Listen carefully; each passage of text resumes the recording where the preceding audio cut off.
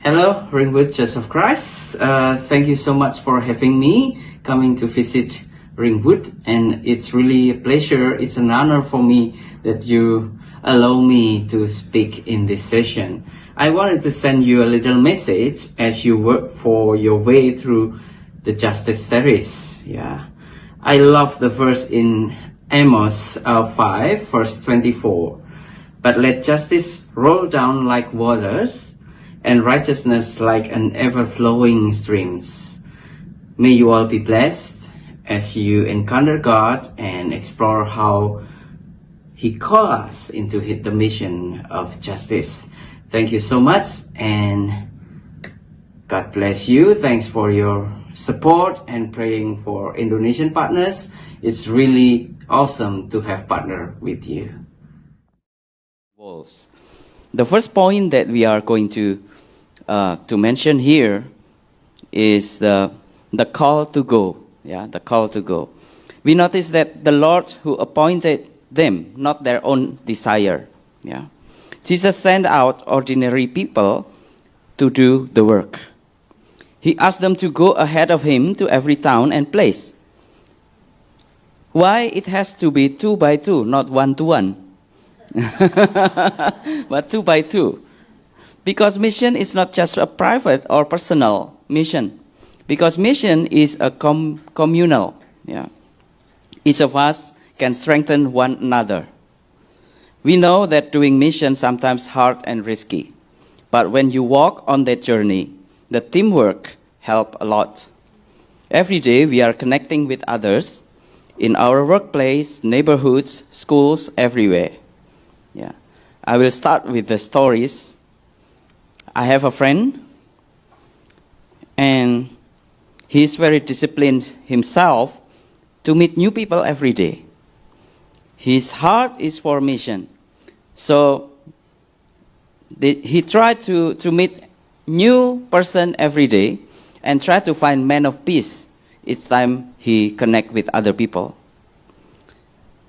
When he interact with other people, he can start with sharing lives to them. He's not limited to the church community only, but focusing on the unreached people group. As shown in the picture, he started to come to the mosque and meet the leader there. After they connected, they can grow their conversation and making friendship with them. It's not a matter if they don't like to talk about God, but there's always a window or the door to open their mind of their heart. We call it contextual ministry, where we meet the unreached and bring Christ to them. Of course, the goal is make them to know Jesus and let the Holy Spirit transform their life through baptism as a sign of the beginning of their new life. So this is the result. So there's a lot of baptism because he's active, he's diligent himself. Because usually we are invited to go, not just to come. We invited to come, but after you come and get the warmth of your hearts, you have to bring that warmth to outside. You are called to go. And also the motto of our school is be ready to go. The second thing that we want to listen here is about from verse 3 to 7. This is about the posture of the saint. So it's saying that the presence before proclamation. So you have to be there. It means that you're really there. It's not just attendance list. We make a signature that we are there. It's like at school usually we put the mark on the attendance list, but that's not meaning that you're present. The presence means that you're really there. It's not just the name, but the person. You should be there. We are sent to a place where it's different and risky. The picture is about the lambs among wolves. Wolves are dangerous, yet we can see how Daniel in the lion's den safe because God helped him. In other illustration, evil spirit is like a teethless lion that's trying to scare us. We must go there with vulnerability, not a dominance. We have to go there with the humble heart to serve them. Yeah. Yet Jesus also gave them strategy or how we could do that. Like, do not take a purse or bag or sandals. Why? Because it made us depend on what we have rather than what we don't have.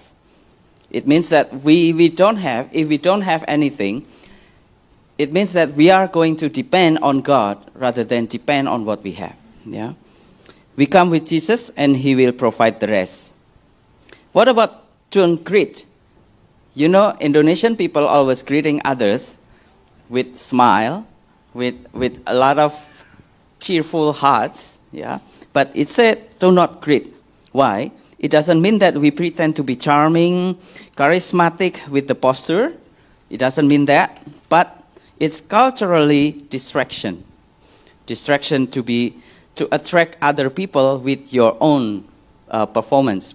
But we try in that verse, it's saying that don't greet others means that you're focusing on God only, rather than distract with many other things. Yeah. And when you focus on Jesus, you will see the difference there. Yeah. The story, this one, the picture is about Furious. Furious, not Furious. Yeah.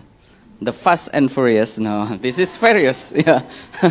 This is Furious. Furious come from Papua. He come from this remote place, and the first time he come to Salatiga to study, he cannot speak Indonesian.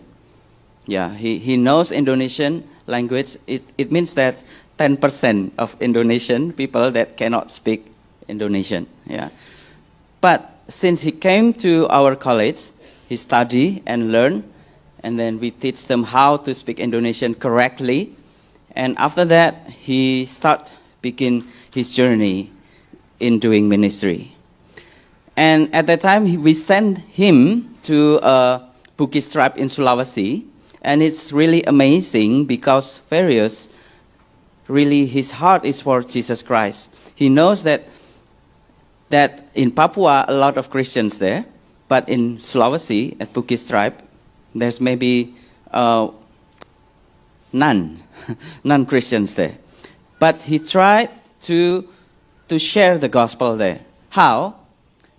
Well, at that time, he was sent out to reaching out people in Sulawesi. He didn't know anything, how to start conversation because he really different. He went there and tried to meet new people every day. He sells coffee from one house to another house to meet people. Finally, he found a village that most of them are brick makers. You know, brick makers. First of all, they prejudiced with his visit because he's Papuan. The first question that they asked was, are you trying to Christianize us? You must be Christian because I can see from your face you must be Papuan and they are Christians. Coming here is a big distance. Just for selling coffee, it must be something. You have motivation there. It doesn't make sense for them. Yet, Furious told them, the first time he said very afraid about that, telling the truth about who he is. But he said to them, I come to this island because I want to learn about how to live.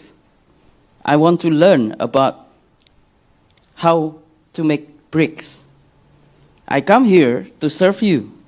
So let me know what can I do to help you. That's his answer. And then he said if there's anything he could do to help them, he is more than willing to do that. Then he distributed his coffee and let them drink it for free.